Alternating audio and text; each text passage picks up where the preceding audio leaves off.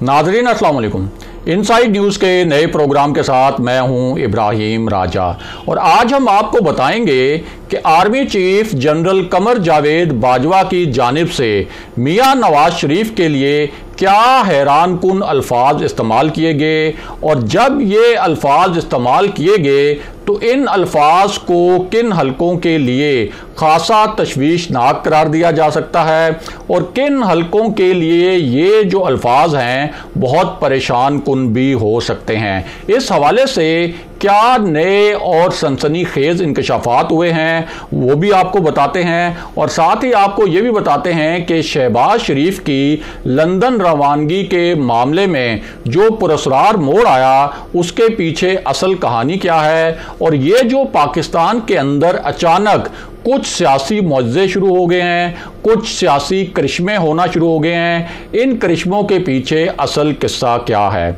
हमारे जिन दोस्तों ने अब तक हमारे चैनल को सब्सक्राइब नहीं किया उनसे हम कहेंगे कि हमारे चैनल को सब्सक्राइब कर लें ताकि उन्हें अहम मालूमात बर वक्त मिलती रहें। अब वापस आते हैं आज के मौजू पर, यानी army chief general Qamar Javed Bajwa की जानिब से वो क्या अल्फाज थे जो उन्होंने मियां नवाज शरीफ के लिए इस्तेमाल किए और ये अल्फाज क्यों बहुत से हलकों के लिए बहुत परेशान कुन भी हो सकते हैं और उनके लिए ये अल्फाज खासी तशवीश का बायस भी बन सकते हैं। तो सबसे पहले आपको बताएं कि एक आला सतह की और एक टॉप लेवल की जो फौजी ब्रीफिंग है उस ब्रीफिंग के दौरान क्या हुआ। ये जो ब्रीफिंग है इस ब्रीफिंग में जहां मुल्क की सियासत पर बात हुई वहीं आप ये कह सकते हैं कि इक़्तिदार की राहदारियों से जो जुड़े मामलात हैं वो भी डिस्कस हुए और इसके साथ साथ मियां नवाज शरीफ की सियासत हो, शहबाज शरीफ की सियासत हो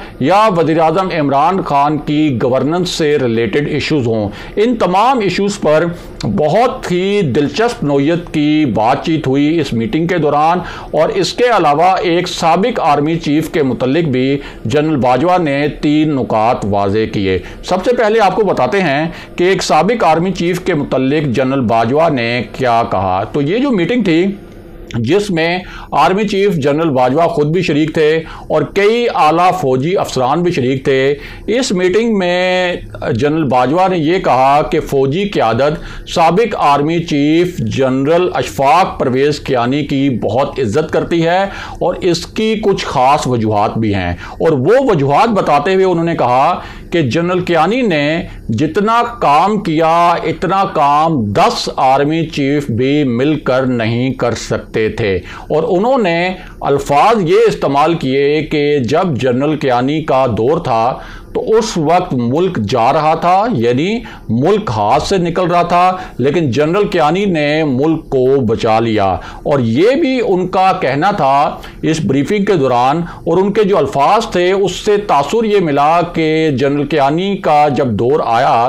तो उस वक्त जिस तरह से दहशतगर्दी पाकिस्तान में फैल रही थी तो उस वक्त जो जनरल कियानी ने डिसीजंस लिए उससे पाकिस्तान और जिस तरह से ऑपरेशन शुरू हुए दहशतगर्दी के खिलाफ तो उससे पाकिस्तान जो ऐसा लग रहा था कि वो तबाही की जानिब बढ़ रहा है, लेकिन उस तबाही से जनरल कियानी के जो डिसीजंस थे उनकी वजह से पाकिस्तान बचा। ये तासुर जो है वो इस ब्रीफिंग के दौरान दिया गया। इसके अलावा जनरल बाजवा ने एक और बड़ी मानी खेज बात भी की और उनका कहना था कि पाकिस्तान अब पुरानी डगर पर नहीं चल सकता, हमें माजी की गलतियों को भूलकर आगे बढ़ना है और इसके लिए हम सबको मिलकर काम इस वजह से करना है कि ये मुल्क किसी एक जमात का, किसी एक फरीक का, किसी एक इदारे का या किसी एक शख्सियत का नहीं बल्कि हम सब का मुल्क है और हम सबको मिलकर इस मुल्क को आगे बढ़ाना है। उसके बाद जनरल बाजवा ने इस्टेब्लिशमेंट का जो अफगानिस्तान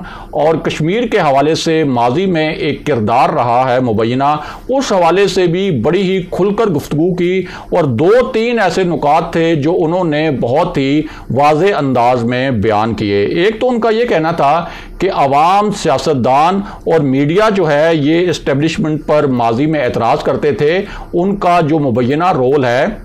अफ़गानिस्तान के हवाले से या कश्मीर के हवाले से, अगरचे ये जो पूरा पस मंज़र है कि उस वक्त इस्टेब्लिशमेंट का ये रोल क्यों था, उस पस मंज़र से ज़्यादा लोग वाकिफ़ नहीं हैं। ये इस ब्रीफिंग में तासुर दिया गया, लेकिन साथ ही ये भी कहा गया कि अब हम चाहते हैं, यानी इस्टेब्लिशमेंट और पाक फ़ौज खुद चाहती है कि ये सारे मामला दुरुस्त किए जाएँ, और हम ये चाहते हैं कि अब हम जंगों से और तनाज़ात से निकल कर आगे बढ़ जाएँ, लेकिन अब भी हमारी नीयतों पर शक किया जाता है और ये रवैया ठीक नहीं। इसका तासुर ये था, ये जो सारे अल्फाज बोले गए कि इस वक्त पाकिस्तान और भारत के दरमियान एक इनिशिएटिव जो लिया गया है, पीस इनिशिएटिव के पाकिस्तान और भारत के दरमियान तनाज़ात हल हों, मसला कश्मीर भी हल हो, ताकि ये जो सारे वसाइल दिफाई मामलात पर खर्च हो जाते हैं या कौमी वसाइल का एक बड़ा हिस्सा जो दिफाई मामलात पर पाकिस्तान में भी खर्च हो जाता है, भारत में भी खर्च हो जाता है,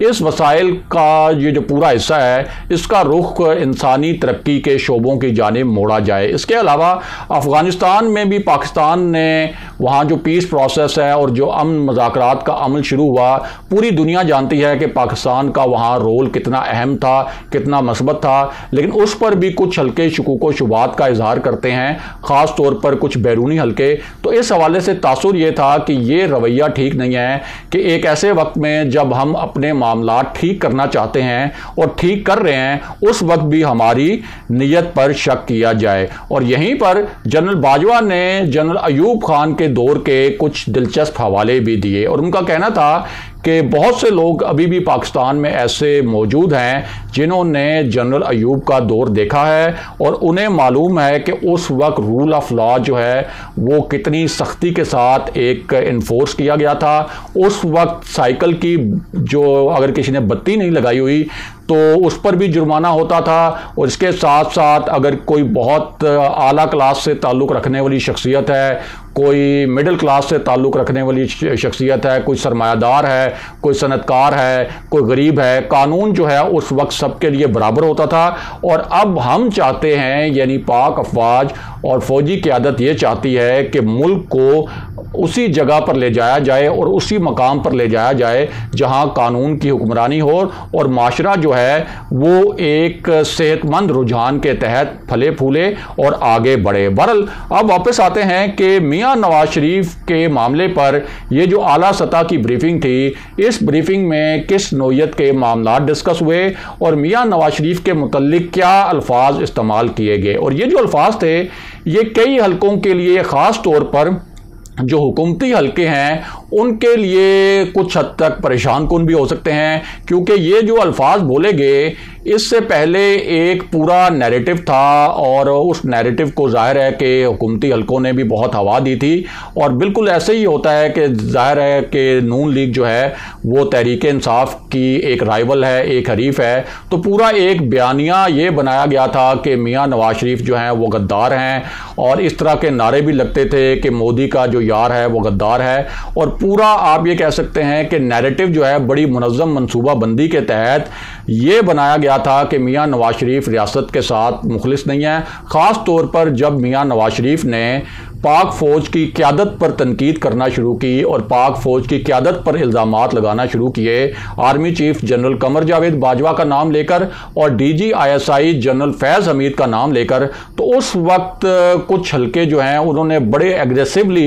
ये बयानिया आगे बढ़ाया कि मियां नवाज शरीफ तो रियासत पाकिस्तान के जो मफादात हैं उनके मुखालिफ काम कर रहे हैं और मियां नवाज शरीफ पाकिस्तान के साथ मुखलिस नहीं है। और इसी तनाजुर में जो मुस्लिम लीग नून के कुछ रहनुमा हैं उनके खिलाफ बगावत के मुकदमे भी दर्ज करवाए गए, और इस तरह की जो कार्रवाइयाँ हैं वो नून लीग की क़यादत और नून लीग के जो चाहे मकामी सतह के रहनुमा हों चाहे कौमी सतह के रहनुमा हों उनके ऊपर इस तरह के मुकदमात जो हैं वो दर्ज होते रहे। अब इस पूरी सूरत हाल में जाहिर है कि ये जो ब्रीफिंग थी इसमें कुछ सवालात जवाबात भी हुए, तो मियां नवाज शरीफ के मुतल्लिक भी कुछ सवालात किए गए और उनका पस मंज़र यही था कि मियां नवाज शरीफ का पाक फ़ौज के साथ क्या मामला है, पाक फ़ौज उन जो मियां नवाज शरीफ ने बयानिया बनाया है उसको कैसे देखती है, और जो एक बयानिया ये बना है कि मियां नवाज शरीफ गद्दार हैं, रियासत मुखालिफ हैं, उस पर पाक फ़ौज का क्या मौक़िफ़ है। तो ये जो ब्रीफिंग थी जिसमें जनरल बाजवा खुद भी शरीक थे और आला फ़ौजी अफसरान भी शरीक थे, इसमें मियां नवाज शरीफ के मुतल्लिक ये जो सवालात हुए उस पर बड़े दिलचस्प जवाबात आए। उनमें से एक जवाब ये था कि मियां नवाज शरीफ की फ़ौज इज़्ज़त करती है, दूसरा जवाब ये था कि मियां नवाज शरीफ जो हैं मुहिब्बे वतन हैं, पाक फ़ौज मियां नवाज शरीफ को गद्दार नहीं समझती और पाक फ़ौज अब भी मियां नवाज शरीफ की इज़्ज़त करती है। मियां नवाज शरीफ मौजूदा army chief general Qamar Javed Bajwa की पहले बहुत इज़्ज़त करते थे, लेकिन जो अदालती मामलात हैं उन अदालती मामलात को मियां नवाज शरीफ को और शरीफ ख़ानदान को खुद देखना होगा। इन अदालती मामलात से फ़ौज का कोई लेना देना नहीं और इस मामले में फ़ौज कोई मदाखलत नहीं कर सकती। अब ये जो अल्फाज हैं कि मियां नवाज शरीफ गद्दार नहीं है और पाक फ़ौज उनको गद्दार नहीं समझती, ये जाहिर है कि उस पूरे बयानिए की नफ़ी है जो कि पिछले कुछ अरसे में बनाया गया था मियां नवाज शरीफ के हवाले से। अब वापस आते हैं शहबाज शरीफ के मामले पर। तो शहबाज शरीफ का जो लंदन रवानगी का प्लान है इसके अंदर बड़े ही पुरस्कार किस्म के ट्विस्ट आए हैं और जानने वाले जानते हैं कि हमजा शहबाज की जो रिहाई हुई उसके बाद शहबाज शरीफ के साथ जेल के अंदर कुछ बड़ी ही ख़ास किस्म की मुलाकातों की ख़बरें आईं और जब ये ख़बरें आईं एन उस वक्त 2 हफ्ते के लिए मरियम नवाज साहिबा का जो ट्विटर अकाउंट है वो भी बड़े मानी खेज तरीके से खामोश हो गया। तो उसी वक्त जो है ये इतलात आना शुरू हो गई थी कि एक कम से कम नया प्लान जो है वो ज़रूर तरतीब दिया जा रहा है जिस प्लान के जो मरकज़ी किरदार हैं वो शहबाज शरीफ ही होंगे। और उसके बाद शहबाज शरीफ जो हैं वो चले गए लाहौर हाई कोर्ट में भी कि उन्होंने अपना ट्रीटमेंट करवाने के लिए लंदन जाना है और उन्होंने वहाँ पे अपना जो टिकट है वो भी पेश किया कि 1.5 साल से वो अपना इलाज नहीं करवा सके। तो ये जो पूरे मामलात हैं, जिस तरह से शहबाज शरीफ की रिहाई हुई, जिस तरह से ये ब्रीफिंग हुई आला सतह की फ़ौजी ब्रीफिंग और उसमें जो मियां नवाज शरीफ के लिए अल्फाज इस्तेमाल किए गए और ख़ास तौर पर जो शहबाज शरीफ के मुतल्लिक खुद ऐसे दानिश्वर, ऐसे तबके, ऐसे हल्के और ऐसे सहाफ़ी जो हुकूमत के बहुत करीब समझे जाते हैं वो ख़ुद भी कह रहे हैं कि शहबाज शरीफ ने बड़ी एग्रेसिव जो है वो बैकडोर राब्ताकारी की है इस्टेब्लिशमेंट और पाकिस्तान के ताकतवर हल्कों के साथ। और दूसरी जानिब उन्होंने पाकिस्तान में 2 ताकतवर गैर मुल्की सफ़ीरों यानी चीनी सफ़ीर और जो बरतानवी हाई कमिश्नर हैं उनसे भी मुलाकात की। तो इस पूरी सूरत हाल में अब ये तासुर दिया जा रहा है कुछ हल्कों की जानिब से और बड़ा गहरा तासुर है और इस तासुर के अंदर एक हकीकत भी नज़र आती है कि शहबाज शरीफ जो हैं कुछ ना कुछ रिलीफ हासिल करने में खुद के लिए यानी अपने लिए, अपनी पार्टी के लिए ये रिलीफ हासिल करने में कामयाब हो गए हैं। और शहबाज शरीफ के ये जो राब्ते हैं ये मियां नवाज शरीफ के लिए फौरी तौर पर तो नहीं लेकिन नून लीग के लिए इक़्तिदार में कोई ना कोई हिस्सा बनाने की राह हमवार कर सकते हैं। अगले प्रोग्राम तक के लिए खुदा हाफिज़।